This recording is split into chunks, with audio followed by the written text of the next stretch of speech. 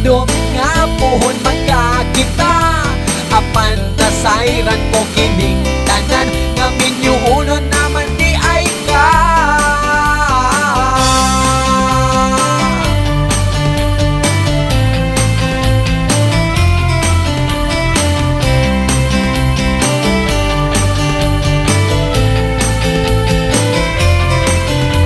Ako pinangga na sagitan nga gitago mo kini sa ako Ang dughan ko karon nagahilak nga naghandom pa sa mga saata. Kay imo man akong gipasaligan nga